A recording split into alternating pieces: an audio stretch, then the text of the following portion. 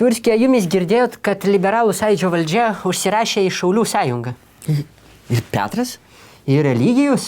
Ir Stiopa? Tas irgi. Ir Glaveckas netgi su Rutkelyte?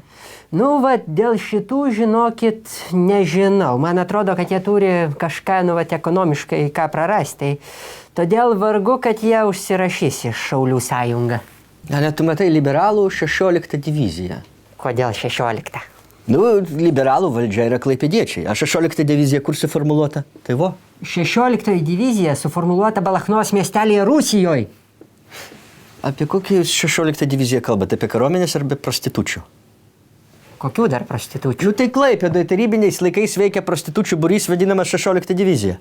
Tai kur orientuojasi liberalai. Laisvė ir meilė. Šitoj srityje liberalai kaip ir patyrė. Įdomu tik tai, ar mokės kariaut. Ar mokėtų liberalų sąjūdis kariauti? Panašu, kad jų karai pakolkas tik tais vyko tik tais po koldrą ar po kilimu. Su Zuoku kariavo. Į ką Zuokas gyvas ir sveikas, į nieką. Su ta seksekspertė, kaip Bartašiūnaitė, ta kariavo, baigė kariauti. Mildukas niekaip pabaigti negali. Panašu, kad čia yra visa liberalų kariavimo patirtis. Pažiūrėjus į liberalų sąjūdžio gretas, panašu, kad jie ir šernų genocide rimtai nesudalyvautų. Liberalai net normalaus vado neturi, balsuoja už Grybauskaitę. Tai kas juomis į normalų mūšį ves?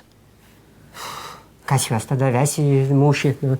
Kas juos ves tada į mūšį?